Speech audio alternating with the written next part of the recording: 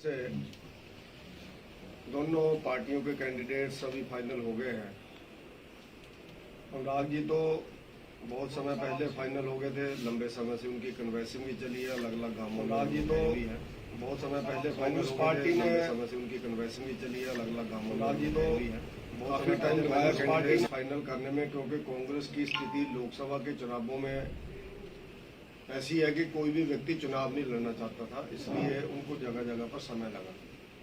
अभी हमीरपुर लोकसभा क्षेत्र से उन्होंने ऊना के पूर्व विधायक सतपाल सिंह रजादा जी को कैंडिडेट बनाया है और आज ही रजादा जी ने एक बयान दिया है कि अनुराग ठाकुर जी ने पिछले 10 वर्षों में 15 वर्षों में ऊना विधानसभा, ऊना जिला, हमीरपुर, बिलासपुर के अंदर कोई काम नहीं किया, ऐसा उनका कहना है। मैं उनके ध्यान में कुछ बातें लाना चाहता हूँ कि जब से अनुराग सिंह ठाकुर जी भारतीय जनता पार्टी के जहाँ से सांसद बने हैं, चौथी बार सांसद हैं और लगभग 15 वर्षों से वो जहाँ से सांसद हैं, उनके सांसद कार्यकाल में एक तो हमीरपुर लोकसभा क्षेत्र को पूरे देश के अंदर एक नाम मिला है, एक मान्यता मिली है कि वहाँ से अनुराग सिंह ठाकुर जी जो केंद्रीय मंत्री हैं वो वहाँ से सांसद हैं। और इस 15 वर्ष के कार्यकाल के अंदर उन्होंने इस लोकसभा क्षेत्र के जहां पर विकास के लिए जो आयाम स्थापित किए, उसकी मैं जानकारी मीडिया के माध्यम से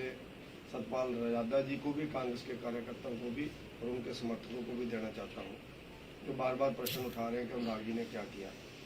ऊना जिला के अंदर हम लोग देखेंगे तो कांग्रेस पार्टी आज तक दावा नहीं कर सकती है कि उन्होंने कोई भी ऊना जिला के अंदर काम 50 करोड़ रुपए की भी कोई स्कीम जहां पर लेकर के आज तक आए होंगे। लेकिन भारतीय जनता पार्टी ने, नरेंद्र मोदी जी की गवर्नमेंट ने, जयराम ठाकुर जी की गवर्नमेंट ने और अनुराग ठाकुर जी ने केंद्रीय मंत्री के रूप में ऊना जिला के अंदर और ट्रिपल आईटी 128 करोड़ रुपए का जो जिसका उद्घाटन नरेंद्र मोदी जी ने किया स्लो के अंदर, वो भारतीय जनता पार्टी की देन है।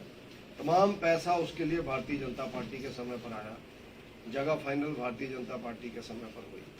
के अंदर 507 करोड़ रुपए का इंडियन ऑयल का टर्मिनल जो भारतीय जनता पार्टी ने अनुराग ठाकुर जी के सहयोग से पेखू बेला के अंदर स्थापित किया, जहां हजारों लोगों को रोजगार मिल रहा है। ऊना विधानसभा क्षेत्र के अंदर छोटे कामों को अगर हम लोग छोड़ दें, केंद्रीय स्कीमों को मैं छोड़ रहा हूँ, छोटी स्कीमें, 500 करोड़ रुपए का पीजीआई का सैटेलाइट हॉस्पिटल ऊना विधानसभा क्षेत्र के अंदर, जब जगत प्रकाश नड्डा जी हेल्थ मिनिस्टर थे और अनुराग ठाकुर जी हमारे सांसद थे और मंत्री थे, उनके सहयोग से ऊना विधानसभा क्षेत्र के अंदर स्थापित हुआ। और हमारे इसी जिला के अंदर भारतीय जनता पार्टी के समय पर स्वान चैनलाइजेशन और 73 खड्डों का चैनलाइजेशन 1205 करोड़ रुपए से, ये भारतीय जनता पार्टी की देन है। इसके कागज आप आईपीएच डिपार्टमेंट से निकाल सकते हैं। और आने वाले समय में जो जीतपुर भेड़ी के अंदर इथेनॉल का प्रोजेक्ट 400 करोड़ रुपए से लग रहा है, वो भारतीय जनता पार्टी के, जब धर्मेंद्र प्रधान जी पेट्रोलियम मंत्री थे उस समय मंजूर हुआ था, अनुराग ठाकुर जी ने वहां पर मंजूर कराया है। और हमारे इस जिला के अंदर स्लो के अंदर केंद्रीय विद्यालय, गगरेट के अंदर केंद्रीय विद्यालय, बंगाणा के अंदर केंद्रीय विद्यालय, ऐसे अलग अलग जगहों के अंदर केंद्र के सहयोग से जो केंद्रीय विद्यालय आए हैं, उसका श्रेय अनुराग ठाकुर जी को जाता है। हमारे इस क्षेत्र के अंदर पीएमजीएसवाई के अंतर्गत सैकड़ों करोड़ रुपए की सड़कें और पुल जो मंजूर हुए हैं, वो अनुराग सिंह ठाकुर जी के कारण हुए हैं। वो चाहे आपका सबसे बड़ा पुल बन रहा जो अंब से त्यूड़ी वाला जो पुल है हमारा, सामने त्यूड़ी से सामने जो पुल निकलेगा, या अभी जो पंजाबर के लिए पुल बनेगा 51 करोड़ रुपए का, जो केंद्र गवर्नमेंट की देन है, अनुराग ठाकुर जी जहाँ से सांसद है, इसलिए ये सारा काम हो रहा है।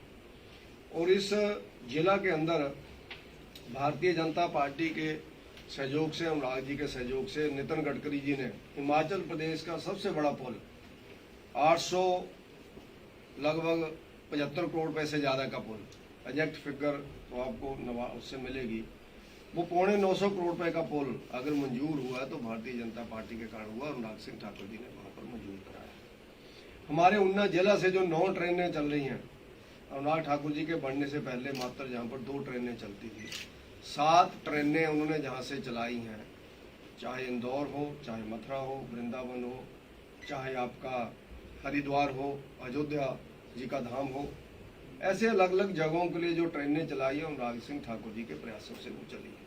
पीजीआई का रोड है, मलाहत रोड जिसको हम कहते हैं, वहां पर अंडरपास 19 करोड़ 47 लाख रुपया जो अनुराग सिंह ठाकुर जी ने वहां पर मंजूर कराया है। और हमारे में लगभग 2 करोड़ पैसे वार्षिक रेलवे के नीचे जो अंडर ठाकुर जी के पर ही मंजूर हुआ, पर ही वो बना है। हमारे इस जिला के छोटे छोटे और बहुत से काम हैं जो अनुराग जी के माध्यम से हुए हैं।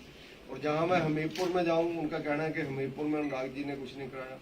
हमीरपुर के अंदर अगर वहां पर हमारा नदौन में एक क्रिकेट स्टेडियम बना है, वो अनुराग सिंह ठाकुर जी की देन है। और उसी तरह से हमीरपुर के अंदर जो मेडिकल कॉलेज आज बन रहा है, उसका करोड़ों रुपया जगत प्रकाश नड्डा जी के समय पर अनुराग जी ठाकुर जी के माध्यम से वहां पर दिलाया गया।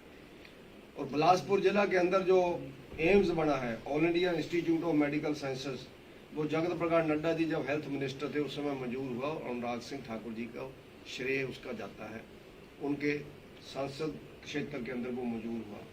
और हमारा बिलासपुर के अंदर ही लूणू मैदान का जो क्रिकेट ग्राउंड है, अनुराग सिंह ठाकुर जी के माध्यम से बना है। और उसी तरह से बिलासपुर के अंदर हाइड्रो इंजीनियरिंग कॉलेज जो अनुराग सिंह ठाकुर जी के माध्यम से बंदड़ा के स्थान के ऊपर बिलासपुर के अंदर बना है। और इसी तरह से 4 लेन रोड कीर्तपुर से लेकर के मनाली तक जो जा रहा है, वो बिलासपुर जिला के अंदर जो 3 टनल बनी है। और वहां पर रोड, जहां हम लोग सुंदरनगर पहुंचने में 3 घंटे कीर्तपुर से लगते थे, आज 36 मिनट आपको कीर्तपुर से बिलासपुर के लगते हैं। उसका श्रेय अगर किसी को जाता है तो अनुराग सिंह ठाकुर जी को जाता है।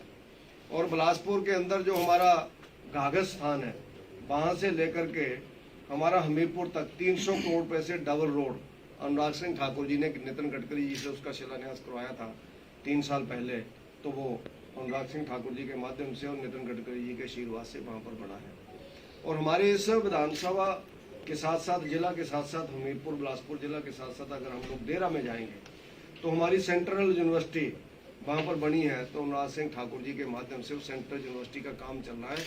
500 करोड़ रुपया वहां पर आया है और उसके बिल्डिंग लगभग 4-4 मंजिल आजकल निकल गई हैं। देरा में जाकर के हमारे जो कांग्रेस के कैंडिडेट हैं रजादा जी, उनको देखना चाहिए, उस यूनिवर्सिटी के दर्शन करने चाहिए उनको जाकर के।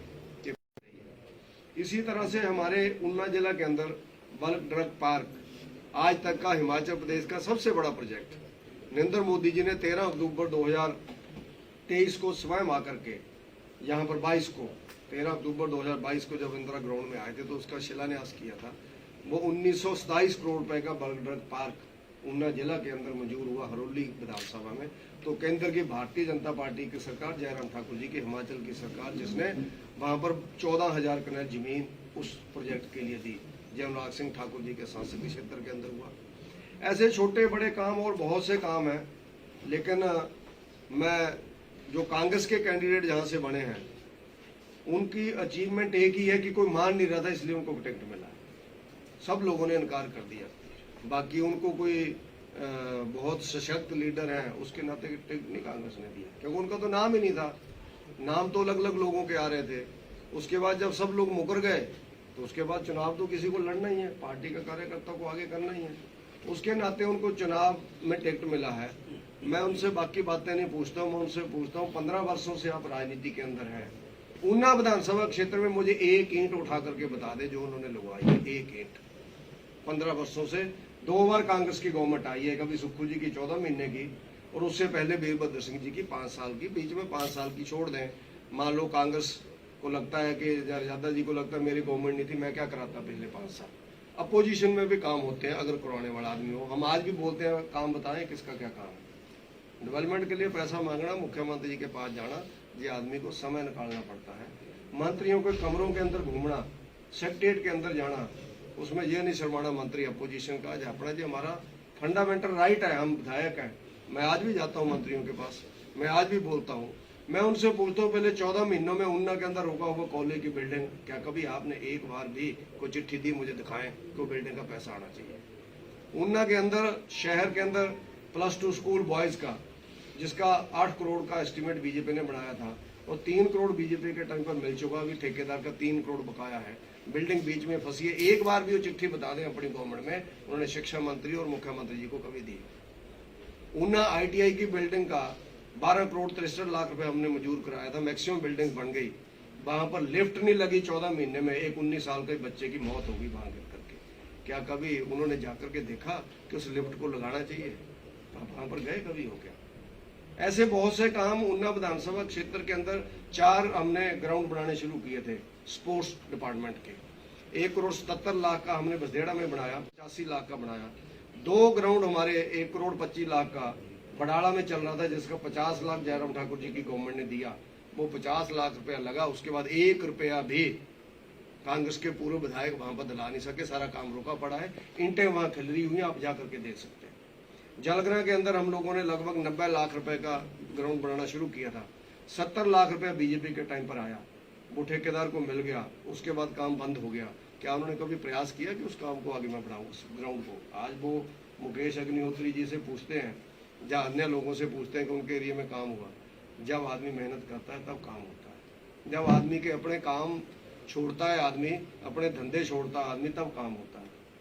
जनता का काम तब होता है जब जनता के लिए हम समय निकालते हैं। लेकिन उनके तो अपने काम ही समाप्त नहीं होते हैं, अपने लोगों के काम नहीं समाप्त होते हैं। आज मैं उनके ऊपर नहीं बोलूंगा कौन कौन से काम चले हुए हैं, उनकी क्या अचीवमेंट है इस 14 महीने के अंदर उनकी गवर्नमेंट की।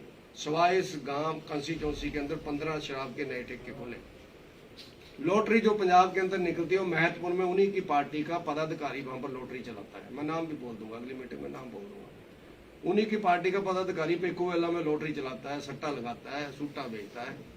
उन्हीं की पार्टी के आदमी आज इस एरिया के अंदर नशे का कारोबार कर रहे हैं। क्या कभी उन्होंने उनको रोकने का काम किया? कभी उनके बारे में उन्होंने कभी बातचीत की? माइनिंग के लिए उन्होंने बयान दिया था, मैं 2-3 दिन बाहर निकल गया था, उन्होंने बयान दिया था कि सतपाल सत्ती जी अपने टाइम के गड्ढे निकले हुए देखने के लिए गए। इससे बेशर्मी का बयान कोई हो नहीं सकता है। पिछले 1 साल के अंदर 2 बार सोआ पूरा आया, आर पार सोआ हुआ, पूरे के पूरे गड्ढे इस एरिया के अंदर भर गए थे, जो मान लो बीजेपी के टाइम पर जो हुए थे। वरना आप लोग पूछ सकते हैं कि कौन से गड्ढे हैं। स्वाहा का आप बाथड़ी से लेकर के जलेड़ा तक, मैं तो कहता हूँ आप लोग टक्का की खड्ड को देखो जाकर के, रात को जेसीबी किसकी लगी होती है, किसकी जेसीबियां भागी और पोकलैन किसकी भागी रात वहां से, और कौन से लोग थे वहां पर। टक्का की खड्ड को देखो, 200 मीटर जाकर के देखो उस खड्ड में कहाँ के अब जो माफिया संदोगढ़ के अंदर काम करता था वो टक्का की खड्ड तक पहुंच गया। क्योंकि जहां से तो भाग गए, आप लोगों ने हमारा साथ दिया, अब सामने नहीं जा रहे इस लाल सिंह जी के पास। ये है उनकी अचीवमेंट्स पिछले 15 वर्षों की ऊना विधानसभा में राजनीति की। कुछ ऐसे लोग हैं जो लोग फिर उन लालों के पास जाते हैं कि आपकी भाई साहब से बात करवा देते हैं। वो पूछते हैं भाई साहब कौन है? जो भाई साहब हमने बॉम्बे में सुने थे जब गाबली वगैरह के नाम आते थे, भाई साहब से बात करवा देते हैं। तो वो उनसे बात करते हैं कि आपकी बात करा देते हैं भाई साहब से, उसके बाद काम आप जो मर्जी करो। ये कौन सी राजनीति चली है? अगर ऐसे लोग नहीं जाते हैं तो कसम वो भी खा जाए मंदिर के अंदर, मैं भी ले चलूंगा कि मैं मानता हूं कि जहां लोग बोलते हैं अलग अलग जगह पे कर्मचारी बोलते हैं कि जी आपको उनसे मिल लेना चाहिए अगर आपने जहाँ पर रहना है। भैया कौन सी परंपरा है जहाँ पर कर्मचारी को रहना तो एमएलए को मिलना को जरूरी है, और महिलाओं को जाना वहां को जरूरी है। ये यानी इस 15 साल की राजनीति का इतिहास है उनका। जहाँ का विकास की राजनीति छोड़ो, लेकिन जहाँ पर उनके बंदे ही शराब वाले को छुड़ाने के लिए पकड़े गए और उनकी गाड़ी पकड़ी गई, ये उनकी अचीवमेंट है। पेखूवेला के अंदर नहीं पकड़ी गई तो आप पत्रकारों ने उसकी फोटो भी लगी थी उनकी गाड़ी की। वहां पर पुलिस वालों के साथ जब छीना झपटी हुई तो उनका पीए और उनका पीएसओ वहां पर पकड़ा गया था, उनकी गाड़ी लेकर के जाते हुए। और स्वाहा के बारे में बोलते हैं, पुराने गड्ढे बोले। आदमी बोलता है कि ठीक है तेरे गांव के, आपके गांव के अंदर जेसीबियां लगी हुई, आपके गांव के अंदर टिप्पर आ रहे हैं, आपके गांव के अंदर में जाके अपनी 15 साल की और इस सरकार की 14 महीने की आप लोग बताओ। हम भी अपने अचीवमेंट्स बताएंगे गांवों के अंदर जाकर के कि ये इनकी अचीवमेंट है। रुका हुआ तुम्हारा डिस्पेंसरी का सारा काम, ये तुम्हारा रुका हुआ स्टेडियम, तुम्हारी कॉलेज की रुकी हुई बिल्डिंग, आईटीआई की रुकी हुई बिल्डिंग, हेल्थ सब सेंटर की गांवों के अंदर बिल्डिंग्स, स्कूलों के कमरे।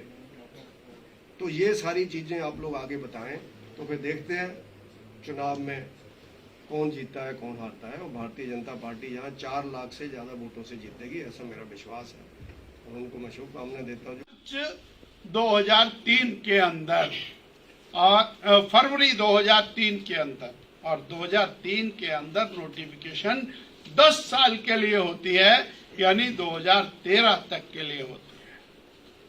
2004 में केंद्र में सरकार बदल जाती है, सोनिया जी की, मनमोहन जी की सरकार आती है और ये पैकेज 13 से रिड्यूस करके 2007 तक हो जाता है। बहुत तेज गति से इंडस्ट्रियल ग्रोथ हिमाचल प्रदेश में हो रही थी। बाकी राज्यों के दबाव में करके कांग्रेस पार्टी की सेंट्रल लीडरशिप ने हिमाचल प्रदेश के अधिकारियों के ऊपर डाका डाला और ये हमारा स्पष्ट आरोप है, काश वो अटल जी द्वारा दिया गया पैकेज 10 साल का एज इट इज रहता तो जो आज उद्योग हिमाचल प्रदेश में है वो इससे 10 गुना ज्यादा होते। 2007 में फिर एक बार 3 साल के लिए उस पैकेज को एक्सटेंशन मिली, जब विधानसभा के अंदर बहुत ज्यादा भारतीय जनता पार्टी ने इसके ऊपर दबाव बनाया, तब ये पैकेज, परंतु एक बार उसके अंदर ब्रेक आ गया और वो हिमाचल प्रदेश को जो नुकसान होना था वो हो गया। कांग्रेस पार्टी की प्रदेश अध्यक्षा श्रीमती प्रतिभा सिंह जी ने भी कही कि कांग्रेस पार्टी का स्ट्रक्चर बहुत कमजोर हो चुका है, ऐसे में चुनाव लड़के जीतना ये अत्यंत कठिन बात है। और उन्होंने यहां तक कहा कि सरकार और पार्टी का तालमेल नहीं है, इसलिए हमारे चुनाव लड़ने का कोई कारण नहीं है। उनकी माननीय प्रदेश अध्यक्षा ने भी इस बात का खुलासा किया और ये एक के बाद जो एक स्टेटमेंट है वो कांग्रेस पार्टी की और इंटरनल स्थिति को पूरी तरह से बयान करती है और यही वजह है कि कांग्रेस पार्टी को 6 विधायक अलविदा कहकर के भारतीय जनता पार्टी के अंदर शामिल हुए और उन्होंने अनेक प्रकार से सरकार के ऊपर गंभीर आरोप लगाए। ये एक महत्वपूर्ण विषय है। अब सरकार की बौखलाहट, सरकार की कांग्रेस पार्टी की बेचैनी, कांग्रेस पार्टी की घबराहट, उसके कारण उनके नेताओं के शब्दों में और नियंत्रण खत्म हो गया। वो बौखलाहट में आकर के कभी चुने हुए प्रतिनिधियों को काला नाग बोलते हैं, कभी चुने हुए प्रतिनिधि को भेड़े बोलते हैं और अनन्य प्रकार से उनको प्रताड़ित करने की बात वो कहते हैं। प्रति किस प्रकार के शब्दों का उपयोग वो कर रहे हैं कि बरसाती मेंढक, वो महिला के प्रति शब्द का इस्तेमाल करना, डिंगा चिका व्हाट डज इट मीन भाई, अर्थात ये बहुत एक गंभीर दौर के अंदर से गुजर रहे हैं, बहुत बड़े मानसिक दबाव के अंदर से कांग्रेस पार्टी के नेता गुजर रहे हैं और इसकी वजह बड़ी स्पष्ट है कि देश की जनता ने श्री नरेंद्र भाई मोदी को तीसरी बार देश का प्रधानमंत्री बनाने का निश्चय कर लिया है और हिमाचल की जनता भी उस कड़ी में पूरी तरह से शामिल है और उसमें जुड़ी हुई है। इसलिए कांग्रेस को अपनी हार वो स्पष्ट रूप से दिखाई दे। हम थोड़ा सा और केवल सैंपल चेक जरूर आपके माध्यम से करना चाहेंगे। 2004 से लेके 14 तक देश में कांग्रेस पार्टी की सरकार थी। हमारे प्रदेश के साथ किस प्रकार से कांग्रेस पार्टी की केंद्र सरकार ने अन्याय किया, इसके मैं 2 उदाहरण आपके सामने रख दूंगा। 1 दिसंबर 2002 तात्कालिक प्रधानमंत्री श्रद्धेय अटल बिहारी वाजपेयी जी सोलन में आते हैं। एक बड़ी विशाल जनसभा में वो औद्योगिक पैकेज की घोषणा करते हैं। उस समय माननीय मुख्यमंत्री श्री प्रेम कुमार धूमल जी और इसको एग्जीक्यूट कराने के लिए उनसे आग्रह करते हैं और ये घोषणा होती है जम्मू कश्मीर, उत्तराखंड और हिमाचल के लिए।